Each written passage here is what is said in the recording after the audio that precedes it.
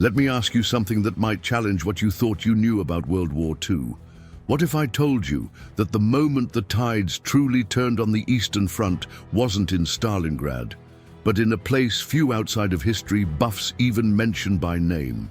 A quiet patch of Soviet land called Kursk, where steel clashed like thunder and the ground shook under the weight of over 6,000 tanks and millions of lives colliding. This wasn't just a battle. It was a brutal chess match where every move bled, every misstep exploded, and every delay had deadly consequences. The Battle of Kursk was the largest tank battle in history and possibly the most overlooked turning point of the entire war. Germany thought it could regain the upper hand. With a surprise strike, the Soviets, they'd already set the trap. In this story, you won't just witness tanks charging or planes diving from the skies. You'll step into the minds of generals, feel the weight of patience, and watch a nation shift from defense to dominance. And by the end, you'll understand why Kursk didn't just shake the ground, it shook the entire trajectory of the war.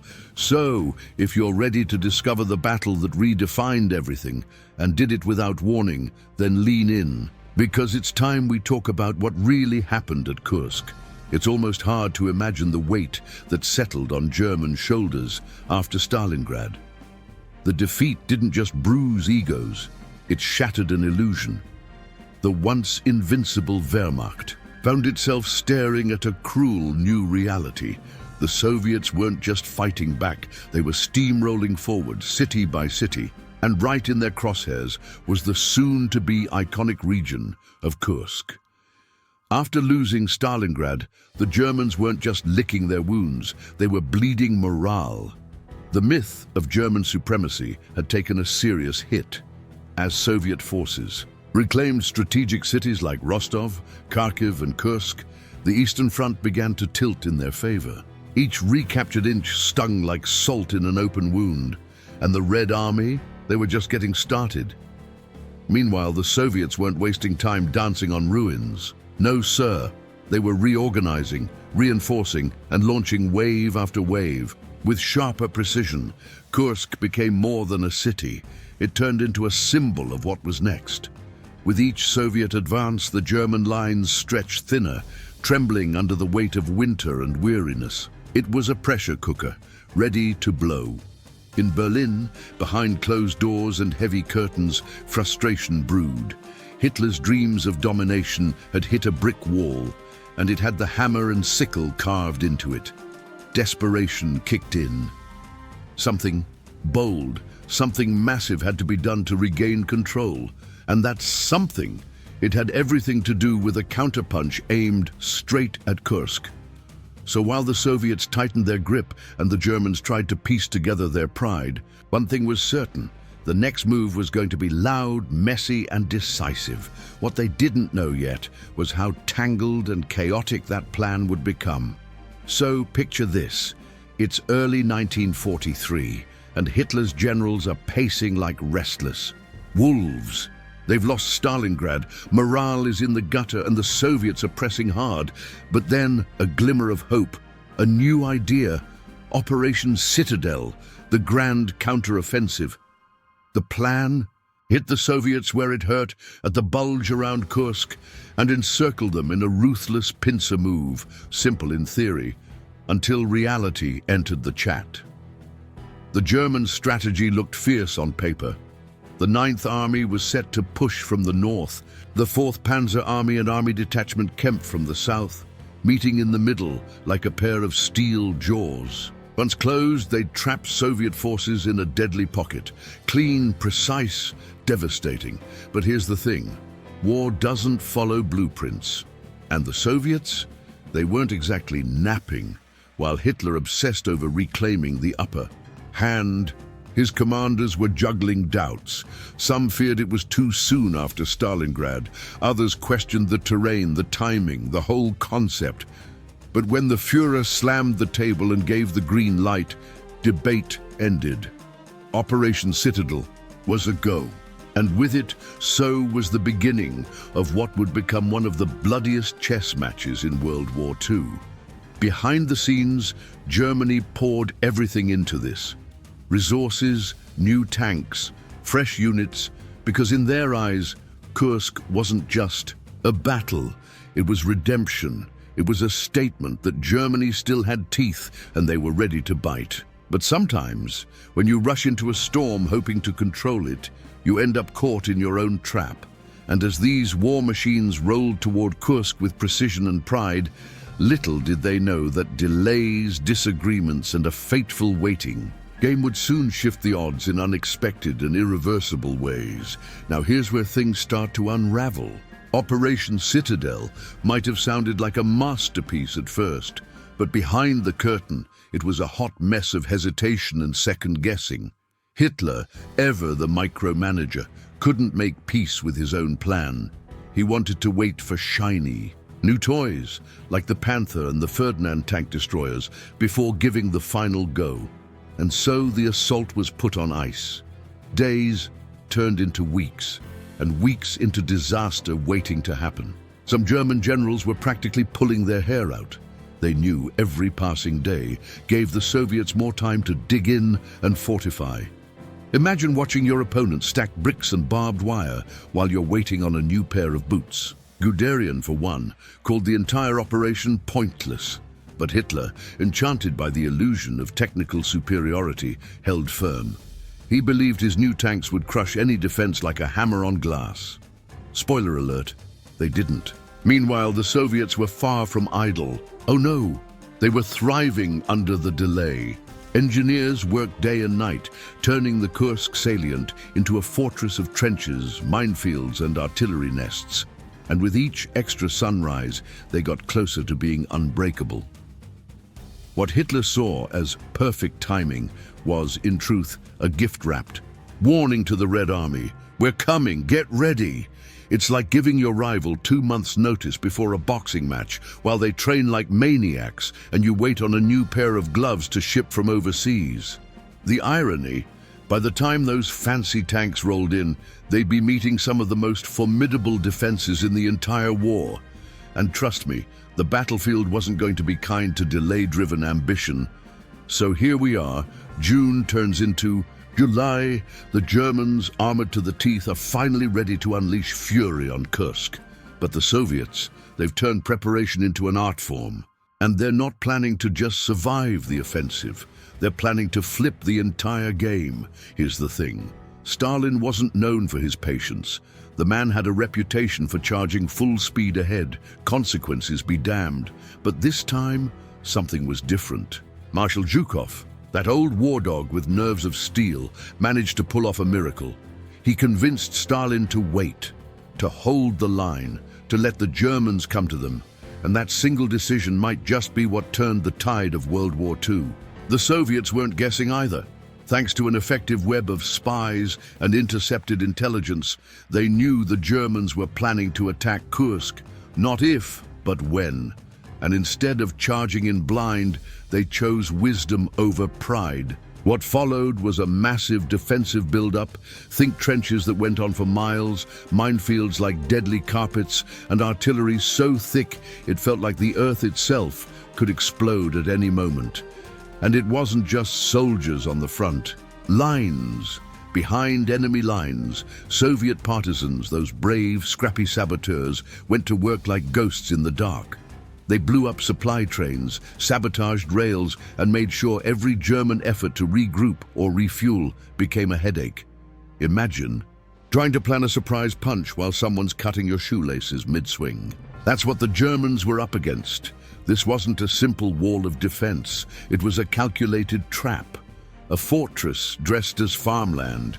The Soviets laid out kill zones, dug anti-tank ditches, and organized reserves with pinpoint precision. And all the while, they waited. Calm, cold, focused. Zhukov didn't just prepare for a fight, he set the stage for a grand reversal, one where the attacker would soon become the prey. And when the storm finally broke over Kursk, and German steel thundered into those defenses, they had no idea what kind of grinder they were walking into. Because on July 4th, 1943, all that quiet, all that waiting, it ended with fire. And then, boom, July 4th, 1943. No fireworks, no celebration, just a thunderous German assault breaking loose across the Kursk front. After months of plotting, doubting, and delaying, the beast was finally unleashed. Tanks rolled in, aircraft screeched overhead, and infantry surged forward like a tidal wave of steel. Villages like Poniri and Olkovatka became war zones overnight, with fields turning into flaming graveyards. This wasn't a skirmish, it was a reckoning. At first, the German offensive had teeth. They pushed hard, cutting into Soviet lines, capturing strategic outposts, and flattening whatever stood in their way. But right behind every gain came resistance that felt unnatural. It wasn't chaos. It was calculated. Every inch the Germans, one was drenched in blood and shadowed by hidden guns, deadly traps, and walls of mines that made even the mightiest tank shudder. You could feel the Soviets weren't just defending, they were bleeding the enemy on purpose. It was the minefields. That told the real story. Imagine thousands upon thousands of explosives buried across fields like ticking landmines on a chessboard. German engineers had to crawl, probe, and pray just to move forward a few hundred meters. And even when they cleared a path, Soviet artillery would light it up again like a cruel joke. It wasn't just terrain, it was torment, designed to sap German momentum before it ever reached its peak. And the resistance, relentless. Soviet infantry fought tooth and nail, often outgunned but never outwilled. They counterattacked like ghosts, vanishing and reappearing with machine guns and Molotovs in hand. The deeper the Germans pushed, the more the Red Army pulled them into a spiral of exhaustion. And through it all, the Soviets held their ground, with a kind of grit that didn't come from orders. It came from something primal. But just when it seemed the Germans might break through the fog and fire, something else began to rise. Something slower, but stronger. The second line of Soviet defenses, the real wall, the one the Germans hadn't truly reckoned with yet. The mighty Tiger tank, Germany's pride and joy. With its thick armor and monstrous 80mm cannon, it wasn't just a tank, it was a rolling fortress. When the Tigers rolled onto the fields of Kursk, even seasoned Soviet commanders took a deep breath. These machines were designed to dominate, and in the early days of the battle, that's exactly what they did. T-34s exploded like tin cans. Roads trembled beneath their treads. For a brief moment, it seemed like the Tiger was king. But here's the catch. The Soviets didn't plan to win by brute force. They planned to win by outsmarting the brute. The T-34s, while smaller and less armored, were faster, more agile, and could swarm a Tiger in packs. Soviet crews weren't just driving. They were dancing, dodging, and striking where it hurt. It wasn't a fair fight. It was guerrilla warfare, on tracks. And over time, quantity and cunning began to wear down quality and confidence. One of the most brutal ironies of the Battle of Kursk was this. Germany's advanced tanks were mechanical marvels. That kept breaking down. Complex systems meant more chances for something to fail. And when a Tiger got stuck in a ditch or hit a mine, it turned from a predator to a sitting duck.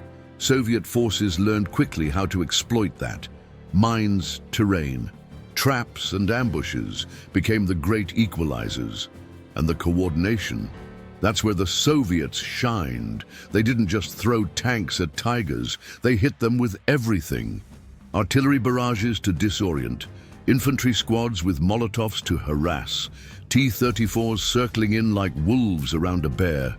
It was messy, it was costly, but it was effective. Slowly, the aura of invincibility around the Tiger began to crack. The battlefield wasn't a showroom, it was a grinder.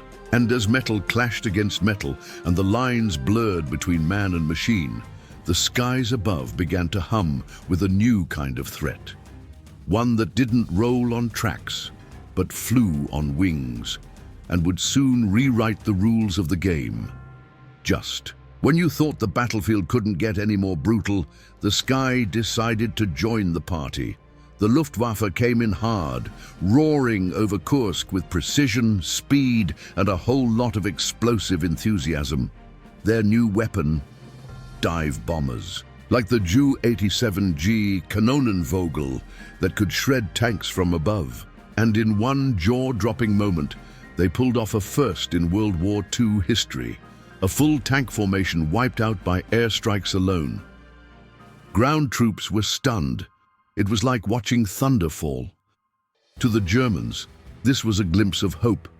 They hadn't broken through on the ground, but from the sky, they still ruled, at least for a while. Pilots racked up kills, bombs rained down, and columns of smoke painted the horizon. The Soviets knew they couldn't match German air dominance directly, so they fought like shadows, moving under cover, digging deeper, spreading out. They turned themselves into ghosts too slippery to catch with bombs. But nothing in war stays. One-sided for long, Soviet anti-aircraft crews adapted fast. Camouflaged guns, smokescreens, and tight coordination helped limit the Luftwaffe's success over time. And with every new shipment of aircraft from the Allies, thank you Lend-Lease, the Red Air Force was bulking up. They weren't there yet, but you could feel it. The balance was shifting, slowly, inevitably. Air power at Kursk wasn't just about planes, it was about the psychology of domination. If your tanks are already sweating under fire from the front, now imagine death swooping in from above like a metal hawk. It demoralized, destabilized, and disoriented. But here's the kicker, it didn't stop the Soviets. They bent, they burned, but they refused to break. The fire from the sky just made them dig in deeper. And as the smoke cleared and the planes circled back for more fuel, a different kind of storm was building on the ground, one that would explode into history's most legendary armored clash. A place where metal met madness. Prokhorovka, July 12, 1943. Prokhorovka. If Kursk was the stage, this was the grand finale, and boy, did it come in loud. Over 1,500 tanks clashed in a chaotic, smoky, metal-grinding melee that looked more like a demolition derby than a battle.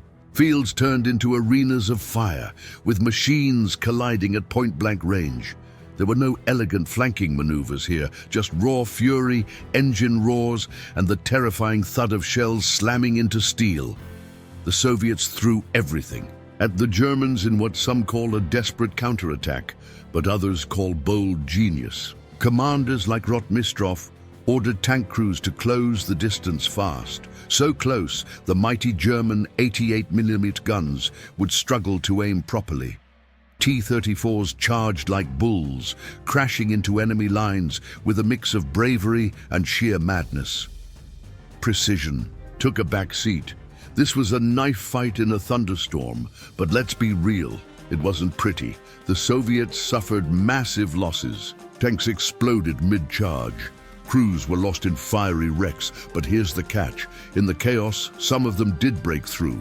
They punched holes in German lines, sowed confusion, and forced the elite SS Panzer divisions to pull back, just to reorganize. For a moment, the mighty German advance stuttered, and that moment changed everything. Meanwhile, the Germans realized something chilling. They were fighting not just a military, but a mindset, one that didn't care about neat formations or clean victories. The Red Army fought like they had nothing to lose and everything to prove. Every Soviet loss hardened their resolve. Every fallen comrade lit another fire.